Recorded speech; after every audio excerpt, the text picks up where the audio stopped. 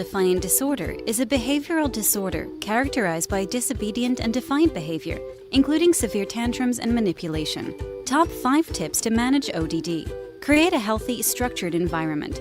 Set non-negotiable house rules and enforcement through consequences. Use a calm voice. Don't engage in back-and-forth arguments. If your child successfully controls their behavior, celebrate it. Let them know you appreciate the extra effort. Brain balance helps children who struggle through our personalized integrated program.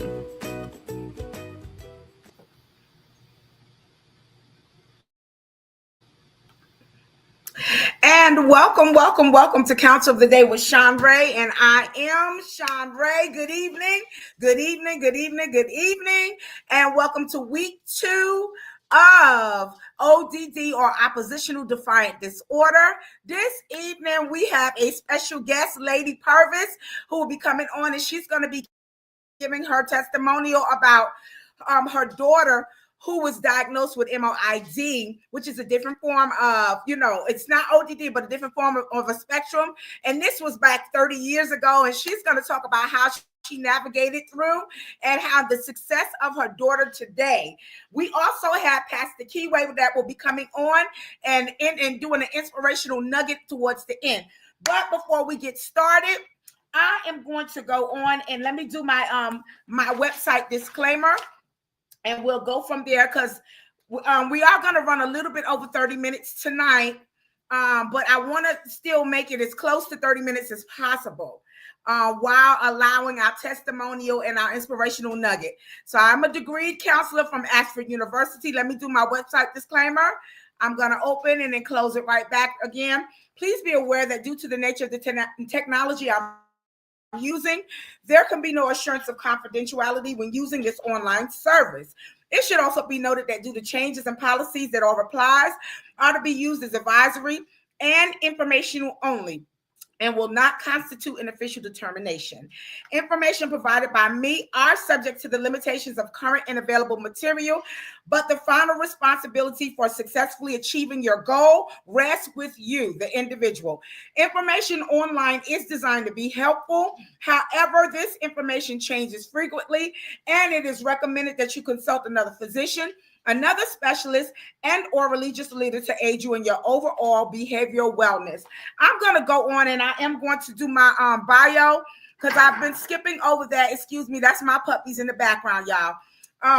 But let me read a little bit. I'm a degree counselor who's acquired a dual Bachelor's of Science degrees in psychology and organizational management from Ashford University. My great passion is bringing healing to people who have been through traumatic or stressful experiences. And when human beings experience trauma or severe life stressors, it is not uncommon for to seem like their lives are unraveling. I help clients who include children, adults, and families to find healthy perceptions of themselves and strengthen their relationships so that they can know themselves as peaceful, complete, whole, and safe. All right, so let me move this along. I hope I wasn't talking too fast, but I'm trying to stay within this 30-minute window. This is our scripture for the actual, this is just my scripture, period. I stand on Deuteronomy 31:6. I am a Christian counselor, but I don't push my belief on anyone. That's just my belief. And these are the things that I stand on. I study, my specialty is ethics, virtue ethics, and that's through my psychological degrees and my career. I stand on virtue ethics, okay, and that's along with my Christian belief. All right, Deuteronomy 31:6, the New International Version says, "Be strong and courageous. Do not be afraid or terrified because of them, for the Lord your God goes with you. He will never leave you, nor will he forsake you." All right, so that is the scripture that I'm standing on when it comes to my counsel and my teachings. I'm going to open this up to my key points. And I want to say good evening, my Instagram family. Let me close this up.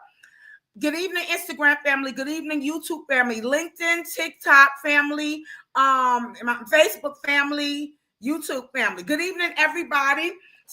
So glad to have you all on tonight. This is an open platform. If you have any questions, feel free to ask them, and then I will pause and I will give answers to them. Or if you want to just share a scenario, I would go on and share that as well. And there's a new feature on here. Let me hit this, showing comments. We're supposed to be able to actually see. We're supposed to be able to see all of the platforms on here now, but I will figure it out, and I will work it out for Thursday night. If it's not coming up, it was supposed to pop up all of the different sites that I'm on. Okay, so our key points for tonight is number 1, ODD versus normal teen behavior. Number 2, how can ODD be treated? Number 3, and how can it be treated in teenagers? Number 3, why is it important to treat ODD? Okay, there are some people, they just don't believe in medicinal therapy. That's fine. That's fine. But there are some conditions that have to have medicinal therapy to get them over the hump or whatever like that. Okay, number 4, suggested treatment facilities that can help you if you know someone who's diagnosed with ODD or has have the symptoms of ODD. Of course, I'll take away and I'll quote. So let's get started really quickly. And I'm going to pause and bring Lady Purvis on, because I would like her to give her testimonial about her daughter who was diagnosed on the spectrum, and this was 30 years ago. Okay, oppositional defiant disorder versus normal teen behavior. So let's imagine that we're on a road trip. Okay, let's get our brains working. And give me 1 minute. Excuse me. I thought I had my Facebook up because I need to make sure I can answer questions that are on here. Okay, make sure this is turned down. And give me 1 moment. Y'all know I'm working many different platforms, so I don't have an assistant, but I look forward to having one soon, an assistant, and that will help me. Okay. So imagine that we're on a road trip and we have our GPS on. Okay, and it's giving us directions, and you know that a GPS tells us step by step where we're going, where we need to go. And we also, a lot of times, we really trust and rely on that GPS to take us to our intended destination. So even if there's a lot of traffic, or if we have a preferred detour that we like to take, sometimes we may go off track just a little bit, but that GPS will always adjust that path that we're taking and keep us following it until we reach where we're supposed to be headed. This type of driving behavior is normal. Just a little bit of detour and rebellion, but still following the GPS for the most part. Now, let's think about ourselves, our person, someone with a lot of mental obstinacies, a lot of mental detours. They're driving around, and when the GPS tells them to take a left, they go right. I'm going to say that again. Imagine that this person, their GPS, they have a lot of mental detours that are going on. They're driving around, and when their GPS is telling them to go left, or excuse me, I'm going to face when their GPS tells them to go right, they go left. Okay? So when their GPS tells them to take a turn, they keep on driving and going forward. So there may be a certain destination in mind that they want to get to, but that doesn't matter at that time because their GPS is telling them what to do. But everything inside of them don't want to follow those directions or those instructions. It's no longer about getting to that destination or even about being right. It's about control. So this kind of behavior could cause someone driving towards, let's say, towards LA, Los Angeles, and California, but they end up in the swamps of Georgia. So whose fault is it? Is it the GPS's fault? Of course. Or although adults and children with ODD or oppositional defiant disorder are fully capable of following directions that are given by their GPS, this example is certainly reflective of their relationship with their authority figures. So when people hear about ODD or oppositional defiant disorder, They often say things like, well, that's just a part of being a teenager. And see, this week we're talking about teenagers, teenage behavior, and teenagers with ODD. So we do hear a lot of people saying, oh, that's just a part of being a teenager. But the truth is that there are some stark differences between a teenager being a teenager and someone that's defiant, okay? And so here we're going to discuss, and we're actually going to show the differences between a teenager that's just a normal teenage rebellion or a teenager that's struggling with ODD. And the two different, how it compares to normal teenage rebellion. All right, so let's move this on. Excuse me. Y'all, excuse me. I'm working so many different things. I want to make sure that I'm on the right page. All right, let me open this up a little bit so y'all can see it. All right, and I'm gonna close it back. So let's talk a little bit about the differences. The main difference is that while typical teenagers, they're defiant, they have episodes of being defiant. You know, when they turn 16, turns out, oh, I'm grown. You know, you often think, oh, I'm grown now. I'm grown. You know, but ODD is a persistent pattern of frequent angry and defiant behavior that negatively impacts multiple areas of their lives. So a teenager with ODD exhibits a higher frequency of intensity and duration of symptoms such as a constant arguing, constant stubbornness, and constant vindictiveness beyond what is considered normal for their age and their circumstances. And then let's think about it. How many of us know adults that are like this? Like, honestly, they'll sit there and say, I deliberately, if my boss is telling me to do something, I'm going to deliberately not do it just to tick them off. That's not always a person's personality. A lot of times that is ODD. Those are symptoms of ODD, that defiant behavior. And I'm not on here, I'm not out talking about nobody. Y'all know that it's not my platform. I'm here to bring light to certain things that are happening that we may not even understand or know that actually really is a disorder. And then also giving strategies. My main thing is giving strategies to help people and to help us so we can become the best versions of ourselves. I say it every time I'm on here doing my counsel. I'm a halfway glass full person. I see the glass halfway full, which means I know that glass can be filled up to the top when it needs to be filled up to the top, rather than getting all the way depleted down and becoming empty and dry or anything like that. So again, please, I don't want anyone to take offense to this. I'm just bringing enlightenment to ODD. A lot of people have never heard of ODD. Me being a former teacher, these are things that us teachers deal with consistently.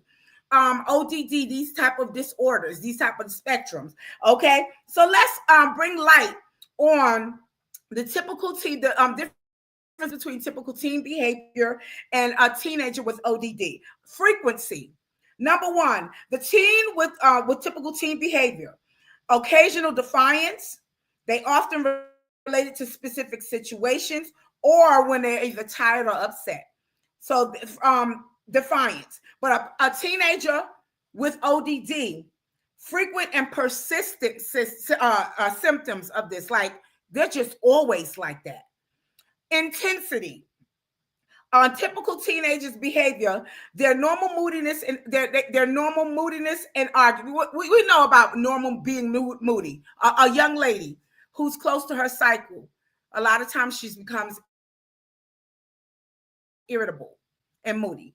A young man who's entering into their teen years, they don't understand. They don't understand what's going on with their body and stuff like that. And a lot of times, most young men, they don't speak. They hold everything in. So then it comes out in their behavior. All right. So normal moodiness and arguments, that's a teen. But a teen with ODD, they're disproportionately intense, angry intensely. They're irritable all the time. They're resentful all the time, even over minor things. Let somebody bump into them, accident. Oh, I'm so sorry. They're they're on 100, not on 10, on 100. And just not understanding. They refuse to understand, wow, that was an accident. Okay, so let's move on. Excuse me. Their behavior. A typical teenager, their boundary testing. Y'all know they're gonna test their boundaries, occasional arguments, and sarcasm. But a teenager with ODD, I'm sorry, and Sunshine and Instagram said never heard of it until tonight. Oh wow, yes, ma'am. That's why I'm here to bring enlightenment about certain things that we see probably every day or every week, but just don't realize what it is. Thank you, Miss Sunshine. All right, so a teenager with ODD, they deliberately cause arguments. They're deliberately defiant. They're deliberately vindictive. They always show vindictive behavior. They're deliberately and always blaming other people for things that they actually caused, and actively annoying people. This is symptoms of a teenager with ODD. Now, their duration period. A normal teenager can be episodic. You'll see them here and there. Okay, all right, here they go again. It's just little episodes. A teenager with ODD, their symptoms last for at least 6 months and are not limited to just one person or one parent. It's limited to everything and everybody that's that they're exposed to. Their impact. A normal teenager may be challenging, but does not significantly disrupt their daily lives or relationships. Okay, they don't significantly do this. But a teenager with ODD causes significant problems at school, in social relationships, and within their families. Okay, now the cause of it. The cause, a normal teenager can be linked to developmental stages, like I said earlier, going through puberty and stuff like that. But a teenager with ODD may have underlying emotional processing differences in the brain, like in the amygdala. I'm sorry, I'm saying it wrong. Let me spell it. A-M-Y, Amy, amygdala, D-A-L-A, amygdala. In their amygdala. Okay, y'all, I'm all over the place. Been reading this stuff, and so the words are coming together. So these are the two differences between a normal teenager's behavior and a teenager that is suffering from ODD. Okay, so let's move it along. How can ODD be treated? And then we're going to get to talking in our testimonials, and then we're going to bring Pastor Keyway on so he can do an inspirational nugget. How can ODD be treated? Let me open this up quickly, and then I'm going to close it back.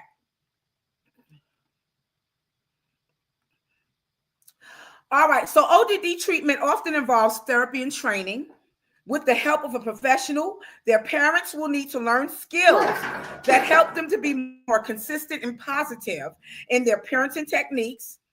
Individual therapy can help these teenagers learn to better manage their feelings. And family therapy can also help the parents and the affected siblings or family members learn how to communicate in a healthier way. There's social skills training that can also help them be more flexible when changes occur and to interact positively with those that are around them. All right, so again, we're going to talk about this. Why is it important? Let's move this. Okay. Why is it important to treat ODD? And a lot of us know, especially those of us that live in specific communities, we understand the reason why it is very important for treatment to occur. We have too many of our youth and too many of our people that are imprisoned or in the grave. And a lot of them wound up there because they're undiagnosed. Okay, so why is it important to treat ODD? As a parent, we should want the very best for our children. Our hopes and dreams for them aren't just limited to them graduating high school. We want them to grow up and have successful futures doing whatever they endeavor to do. And to do this, they need to be able to engage with and react positively and appropriately with other people, especially authority figures. Once upon a time, years ago, this was back when I was graduating high school and getting ready to graduate high school in the 1980s, and even people before that, my mom during her era, a lot of times people who had behavioral issues, they enlisted in the Army. And when they enlisted in the armed services, that taught them how to respect authority figures. It was tough. It was tough. But they learned how to respect authority figures by enlisting in the Army. Then, as my children were graduating high school and everything in the 2000s, the Army became a privilege. And if your behavior was too bad and too off, you were not allowed to even enlist in the armed services. So this is detrimental here. Okay. So it says that, let me turn this around. Where we at? So no matter how old that we get, there will always be authority figures in our lives. I still have to answer to somebody. I answer to God first and foremost. But you better believe I got to answer to a judge if I go to court. I got to answer to the police officers. I got to answer to the utility people. If I miss a payment, they shut it off, or if they call in and say, "Hey, this is a courtesy call. This is a courtesy call. Okay, what's going on?" You know what I'm saying? We got to answer to somebody. We got to answer to our bosses at work. Why you late every day? Why you leave early every day? We have to answer to authority figures, okay? And so, one prominent place where we see this is in the workplace with bosses and with managers. So, according to Attitude, and it's ADDITUDE, ODD can affect a person's ability to function in their workplace in the following ways: frequent arguments with their bosses and their coworkers. I see that. I know we see this stuff every day. We see this every day. And I know some of the times we be sitting there talking about how they still got their job. You know what this? Where people feel oppressed by office rules. They feel like they're the exception to the rule. Purposely strive to irritate their coworkers. Neglects company policies resulting in HR write-ups, and cannot handle constructive criticism or feedback. And before your teenager becomes an adult and into the real world, it is critical that they learn to cope with their issues in a way that does not hold them back from succeeding in life. So this is not a punishment if someone finds out that they're experiencing symptoms of ODD and that they need treatment. This is not a punishment. It's actually a plus. It's a plus. You're able to jump on it, get the services that you need so you can become the best version of yourself. And with that being said, I am going to bring Lady Purvis up and onto the platform, because good evening. I'm gonna put us over here. Actually, no, I'm gonna do this. Good evening. I'm so glad that you're here on tonight. Welcome, Lady Purvis. Can't hear you. Good evening, and thank you for having me tonight. You're welcome. Yes, ma'am. So, I know, because I know you personally, and I know her daughter, who is a very precious soul. I know her.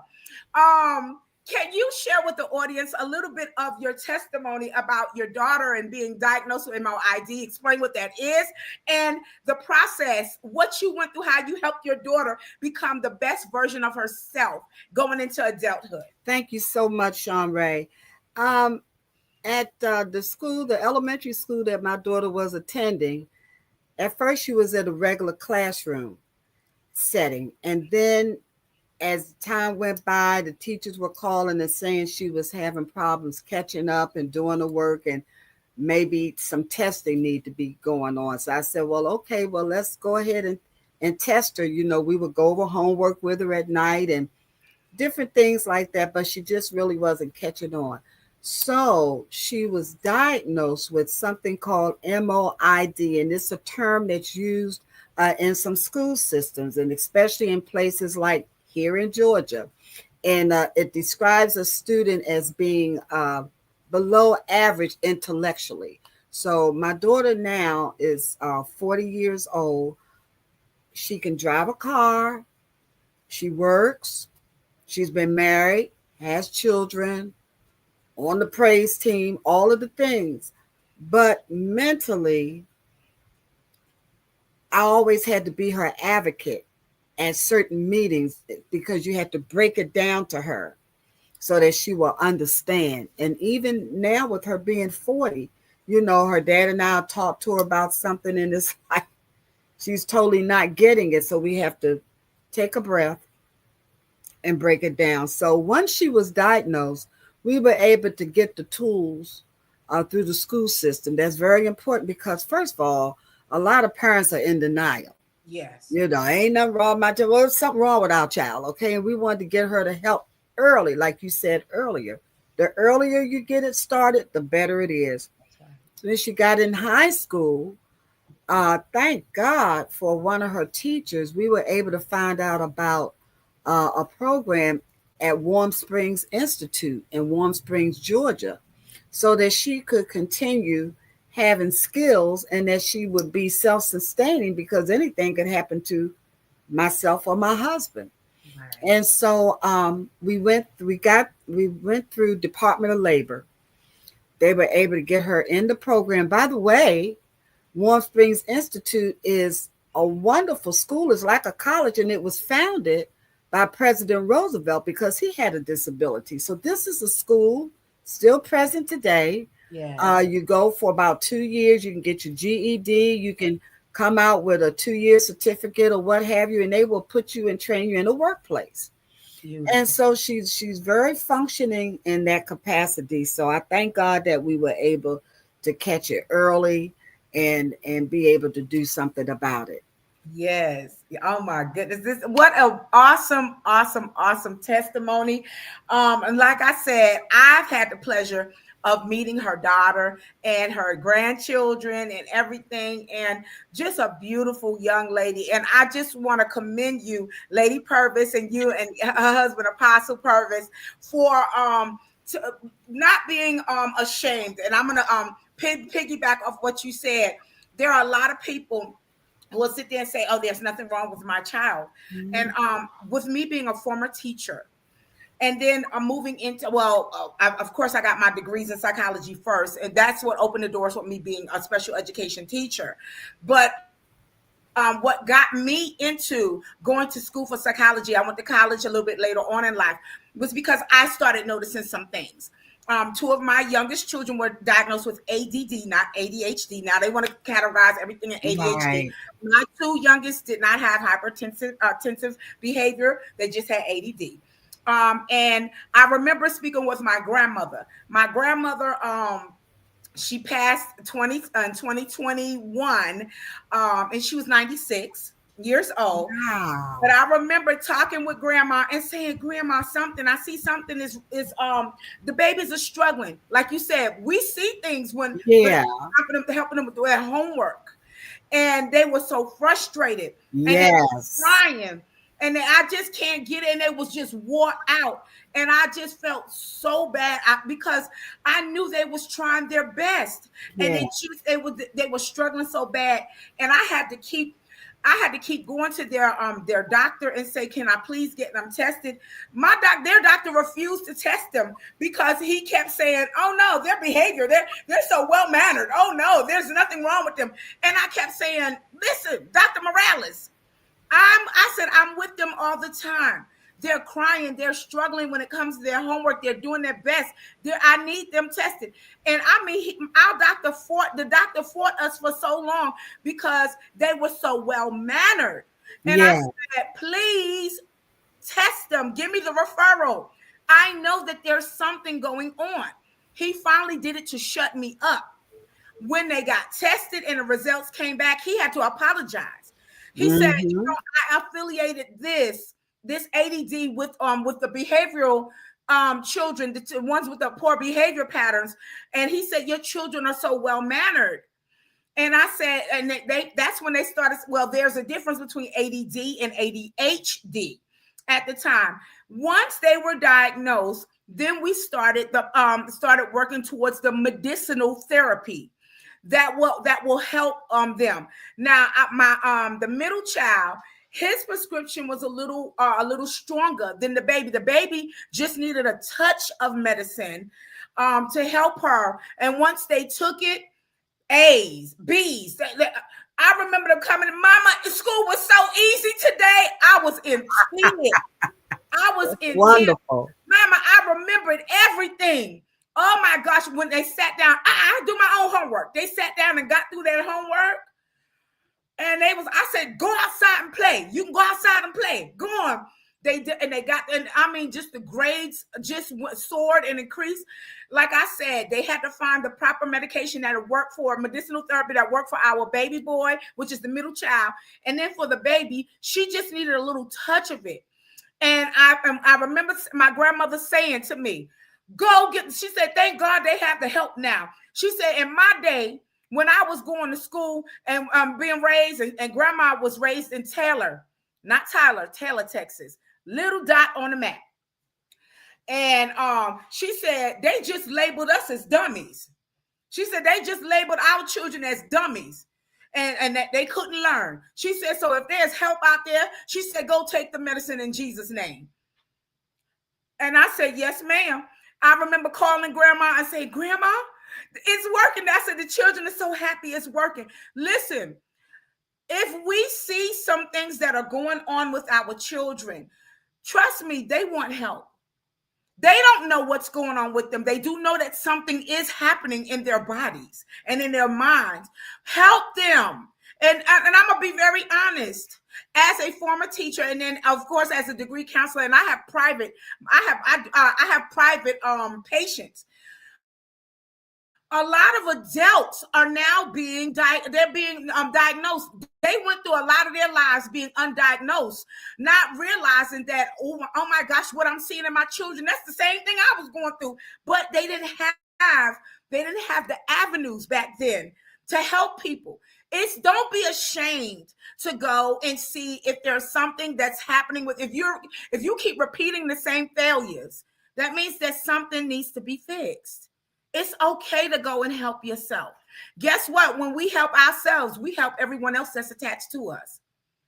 And it really is selfish in a formal, it is very selfish when you realize that there is something that needs to be fixed within you and you choose not to do it. You're saying, I don't care. I don't care what I'm doing to other people that are attached to me. And I really want to commend Lady Purvis and Apostle, her husband, because they, and 30 years ago, she said their daughter's 40. This happened over 30 years ago. They didn't have the medicine back then that they have now. They didn't have the therapies and stuff that they had back then, but they took every measure that they could that was offered to them to make sure that their daughter would be the best functioning person she could be. You know, and so it's okay, guys. And these different things are coming out. People are finding out. Again, I'm highlighting ODD this month, Oppositional Defiant Disorder this month. And there's other things, but these treatments, let me open this up. I'm going to put us to the side, Lady Purvis. So we already did this. I had something else here. Okay. So brain balance. I want to talk about a place here in Atlanta, Georgia. In Georgia here. And it's in Peachtree City. It's Brain Balance Achievement Center of Brain Balance of Peachtree City has a plan for children, teens, and even adults with ODD. It says the Brain Balance Program of Brain Balance of Peachtree City. So as a parent or as a person, we know that it can be difficult to watch our children struggle or even for us to struggle.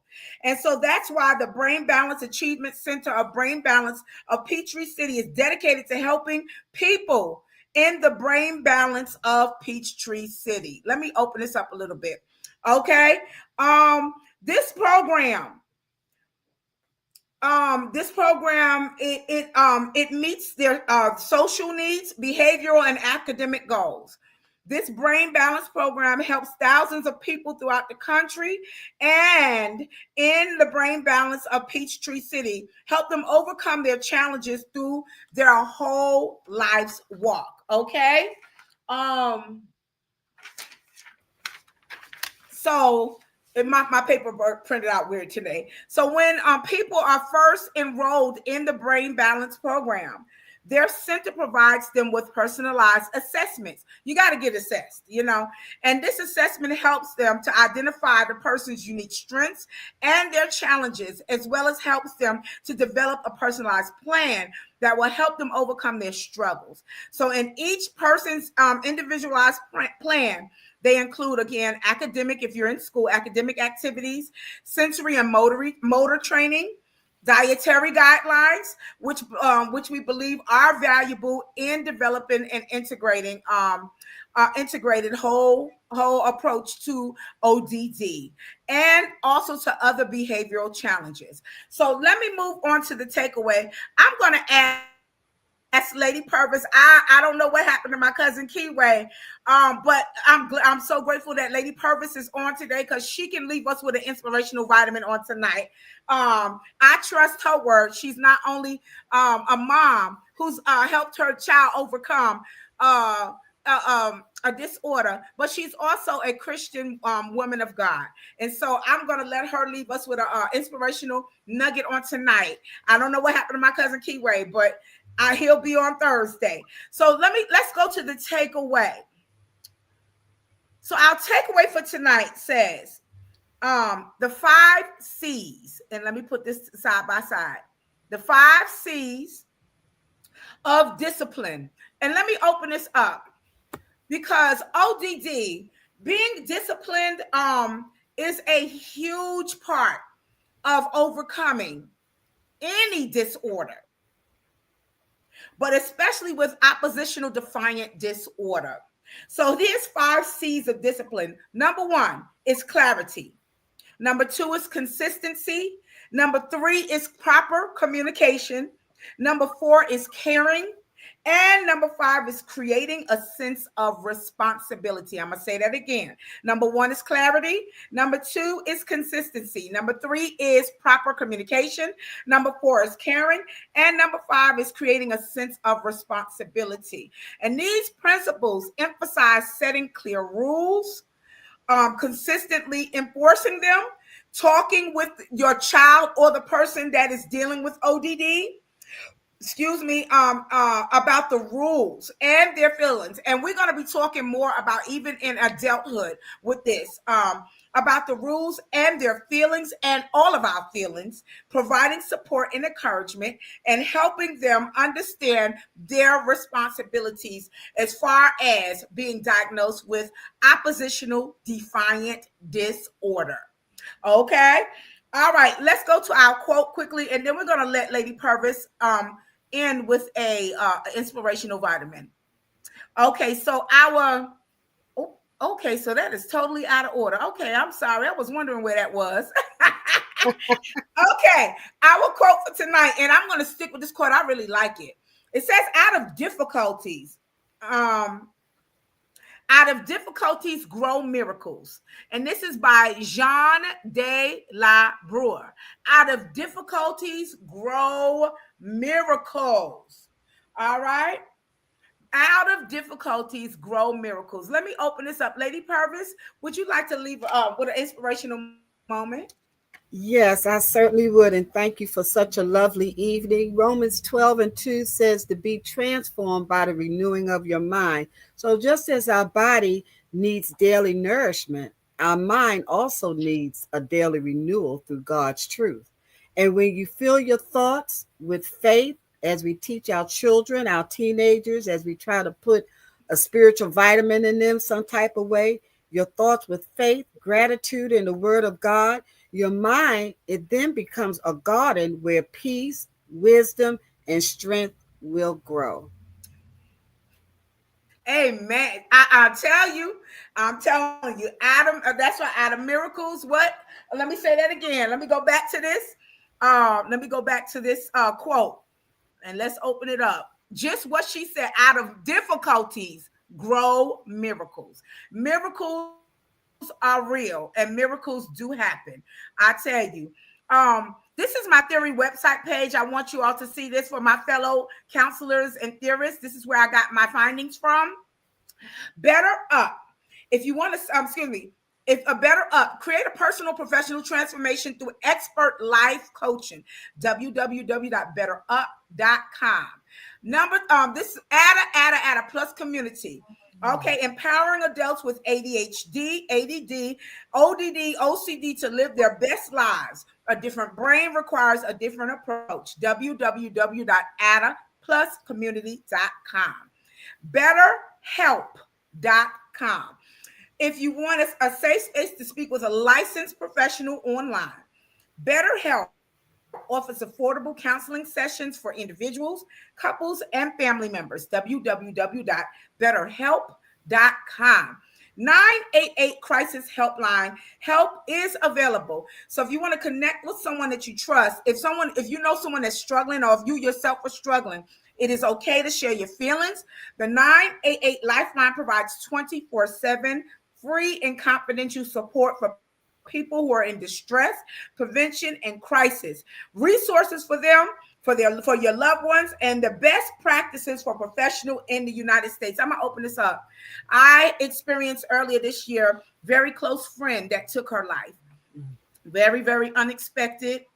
A bright light in this world, and I wish to God that she would have called 988 crisis helpline, and she did not. And we lost a bright light this year for her, feeling so desolate and down and out where she took her life. So guys, very important. If you ever feel so down and out, just pick up your phone, just 988. Just listen.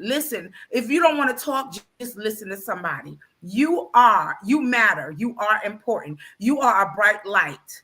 You are a bright light. And yes, people do get in dark places at some times, but don't get so down and out to where you feel like you don't matter. Yes, you do. Okay, let me go back to this. All right. And the next one is Learning RX. I love Learning RX. This program has been around for years. Okay. Thousands of people have strengthened their skills through Learning RX. Okay. They've improved their IQ by 13 points during their time of training in Learning RX. They made significant gains in their skills, like their working memory, their long-term memory, and their attention.